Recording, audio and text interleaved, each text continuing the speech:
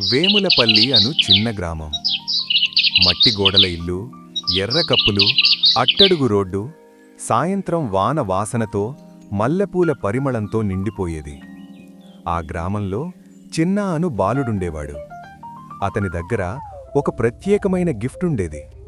తాను చేసే చిన్న మట్టి కొవ్వొత్తులు, మట్టి దీపాలు అందరికంటే వేరుగా ఉండేవి. ప్రతిరోజూ స్కూల్ తర్వాత వాడో పెద్ద నిమ్మ చెట్టు కింద కూచుని మట్టిని పిండుతూ దీపాలు చేయవాడు. కొన్ని పువ్వులా, కొన్ని పక్షుల్లా, కొన్ని మంటలల్లా మెరుస్తూ ఉండేవి. గ్రామస్తులు చూసి ఆశ్చర్యపడేవారు.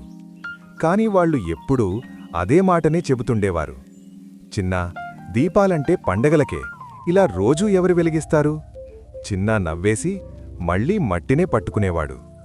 ఒక సంవత్సరం వాన ఆలస్యమైంది. పొలాలు బీగిపోయాయి. కావలి రంగుపోయింది.